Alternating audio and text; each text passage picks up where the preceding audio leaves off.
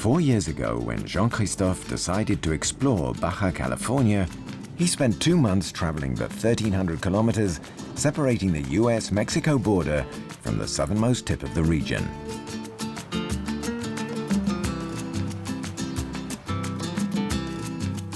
It was the central part of the peninsula, a long strip of land in northwestern Mexico separated from the mainland by the Sea of Cortez, which impressed him the most.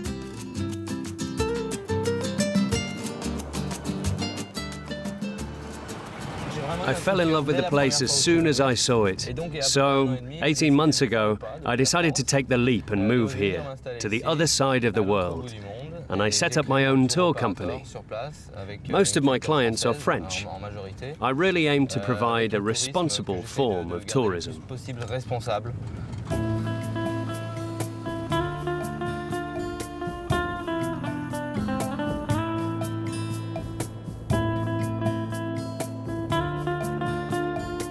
Jean-Christophe now lives in La Paz, Baja California's only major city, located on the east coast of the peninsula. He offers nature-based tours from here for small groups interested in exploring a region where the desert is never far from the sea.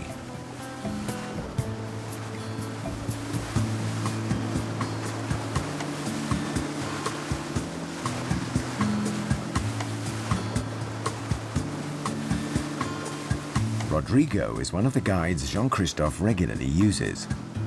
A marine biologist by training, this Franco-Mexican enjoys sharing his knowledge and educating people about the environment.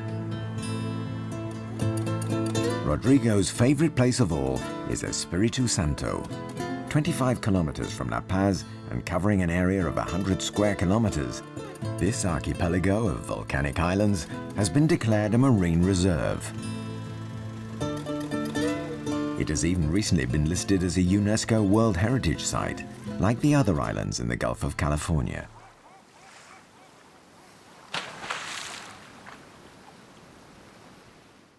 The life here is both unique and precious.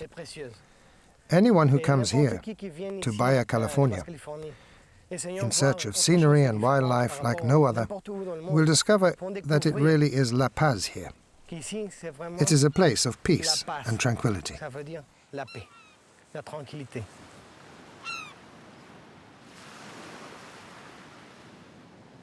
A succession of beaches and creeks, Espiritu Santo is uninhabited and has no infrastructure. Only a few ecological camps are allowed. Here, visitors can go kayaking, walking, trekking, or diving.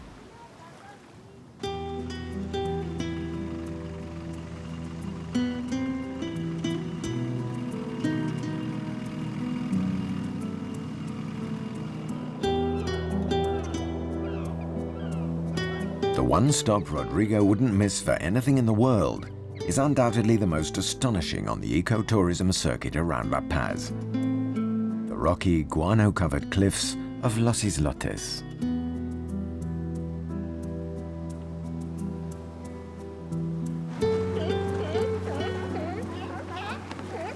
These cliffs are home to a colony of almost 300 sea lions.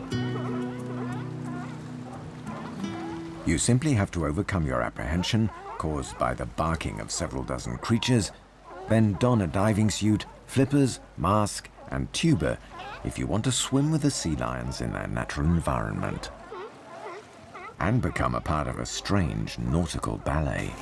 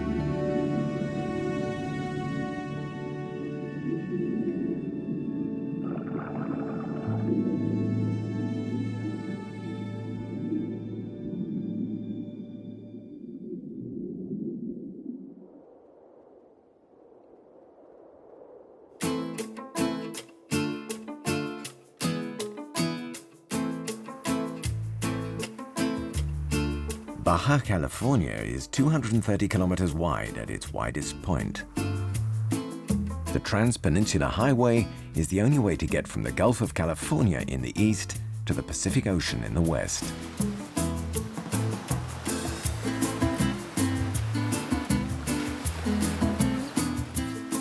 Outside the small town of Todos Santos, between the sea and a freshwater lagoon with a lush palm grove, you come across a remarkable sight. This is the location of Posada La Poza, a charming hotel with a handful of rooms. There is no radio or television. Here the ocean provides the sounds and nature the show.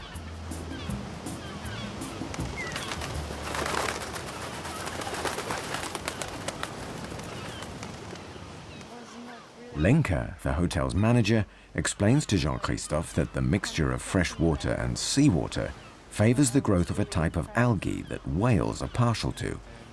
Here in Poza, the main attraction at the beginning of every year is a remarkable concentration of grey whales just a few meters from the beach. Yeah, That's really amazing. it's incredible. There's like 6, 7, 8. Maybe more. And everything do the same time, so when one is out, immediately the other ones goes up too. Yeah. No one can describe it unless you see it in real. And even probably if you tell this to someone, you won't believe Yes. you, right? It's just That's fascinating. amazing. Fascinating, yeah. That's the word.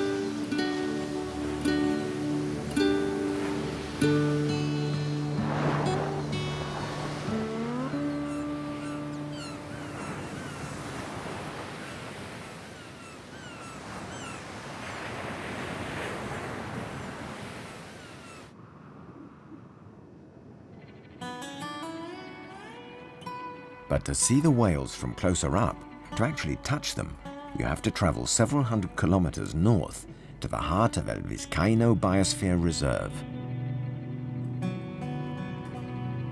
to the coastal lagoon of San Ignacio. Listed as a UNESCO World Heritage Site, this lagoon has been a breeding sanctuary for grey whales since 1979.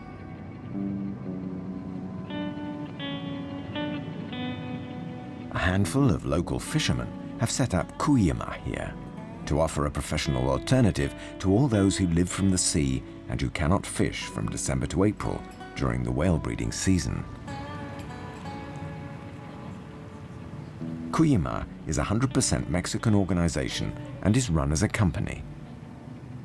It owns a small camp with a dozen beach huts where its clients can spend 2 or 3 days, and it practices the most ecological tourism possible, so limiting its impact on the environment. Cuyama employs about 60 people. Carlos was one of the first fishermen to be hired in 1993 as a guide for whale watching trips.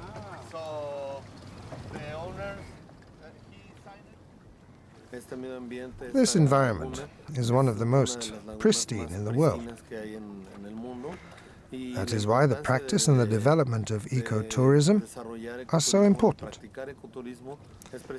It allows us to develop the local economy and to convince people all over the world that activities like this enable you to take advantage of natural resources and to meet the needs of many local people, and that this can be done in an organized, aware way, so as not to harm the environment.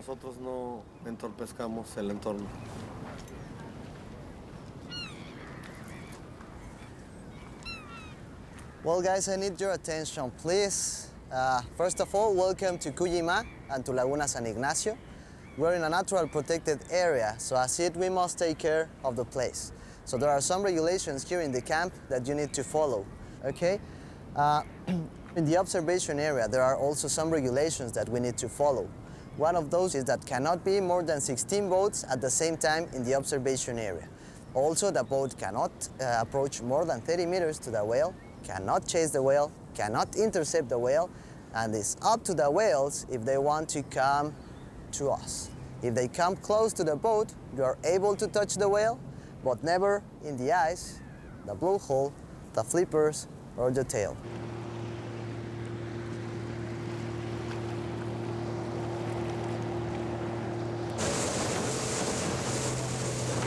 Tourists come to San Ignacio every winter to observe the hundreds of gray whales which, after having traveled 6,000 kilometers from the Bering Sea in Alaska to the Pacific coast of Baja California, come to breed in the shallow, calm, and warm waters of the lagoon. Ah, breaching! Oh, breaching! Another breaching. Come on, give me another one, baby. Keep your eyes looking there because they jump several times. We have one very close by here at 9. Yeah, exactly. Oh, right here. Come. Oh. Okay, we're gonna have maybe another one. Come on. Oh. Give me kisses.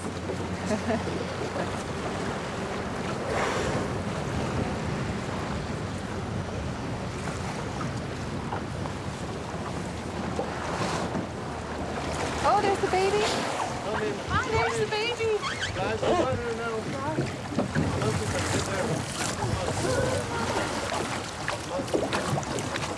Right under it, right? Come on, Susan, go forward.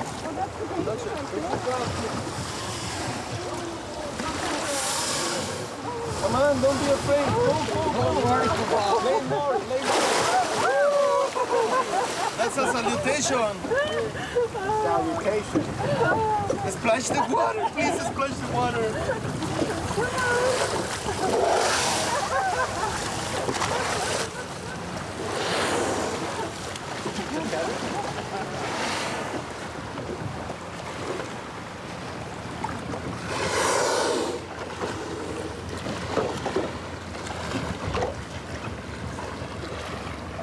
Splashing water is a good idea if they are close by. And if they're, okay. Because the bubbles and splashing of the water attracts attention. Because they like the movement. Okay. Okay?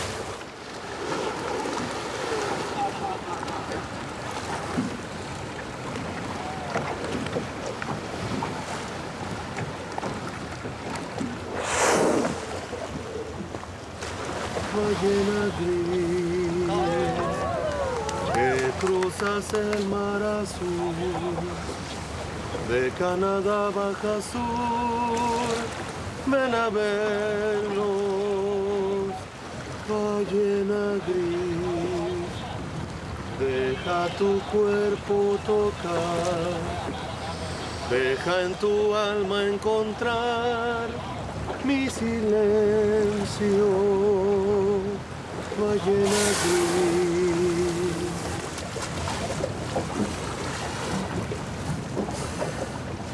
He's coming on the other side.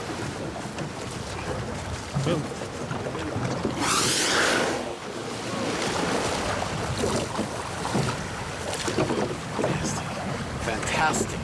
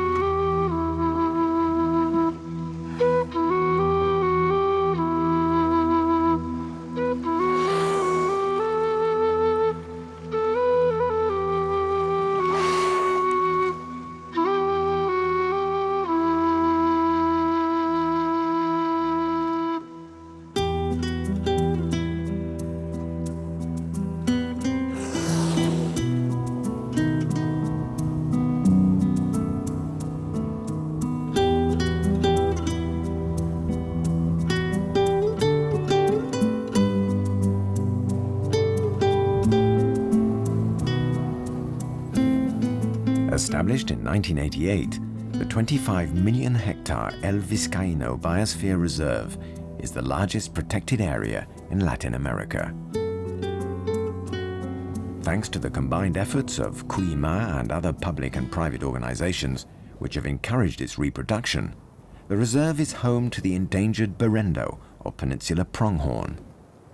Living here in semi-captivity and a controlled environment, this small animal is only about 1 meter tall and weighs approximately 50 kilos. Fernando is a naturalist guide. He's keen to introduce visitors to this lesser-known part of the reserve and to the Berendo, which is threatened by poaching and the expansion of agriculture.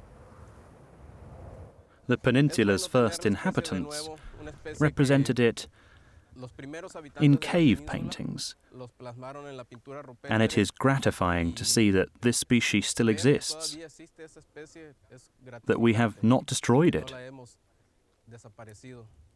Just like other species on this reserve, such as the grey whale, which was also represented by the first inhabitants in cave paintings. The fact that we still have all these species on the reserve says a lot about who we are. When they were on the brink of extinction, we fought for their survival.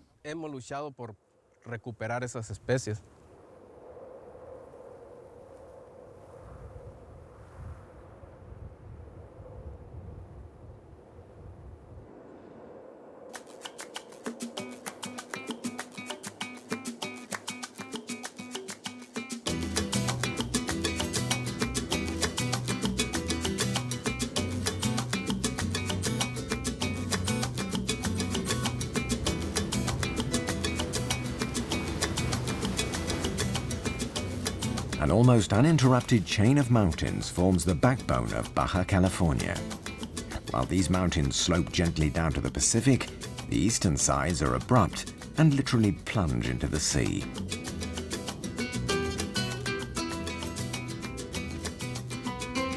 The Sierra de la Giganta stretches south of the small town of Loreto to the north of La Paz and affords one of the most beautiful views of the Gulf of California.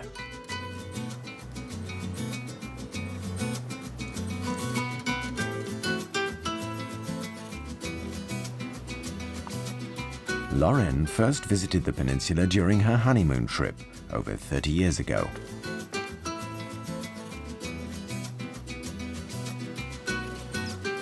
She and her husband Mike fell in love with the area. After a life of traveling and adventure, this American couple opened the Danzante Resort, 30-odd kilometers from Loreto. This small 9-bedroom hotel was built entirely of local materials, handmade adobe bricks for the walls and palm fronds for the building's roofs. Good morning. Buenos dias, Maria. Since day one, Laurent and Mike have only employed the inhabitants of the neighboring village of Ensenada Blanca. To run an eco-resort without having a connection, without making a difference, without contributing to the environment, giving something back. That's how I feel that ecotourism should be designed, not just having our systems be sustainable. You know, we use all solar. We're very easy on the environment, but we've also given job training and really assisted people that live right here in the area of the local culture.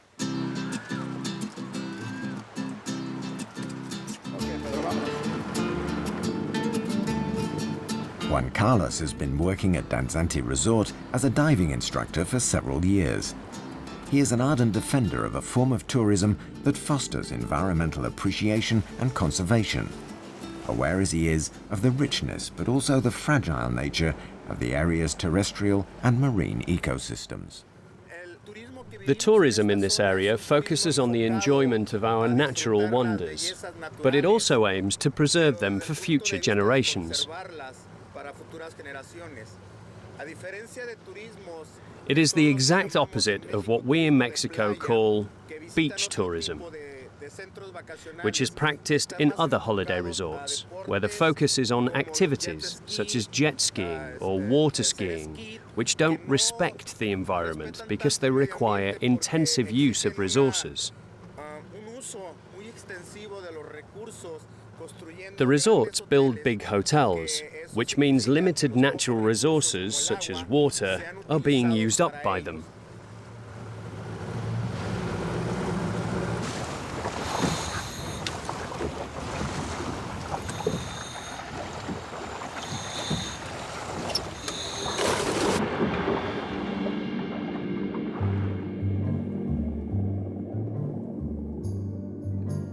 The waters of Loreto's National Marine Park around the islands of Danzante, Coronado, Carmen, and Catalana are an absolute paradise for diving enthusiasts such as Juan Carlos.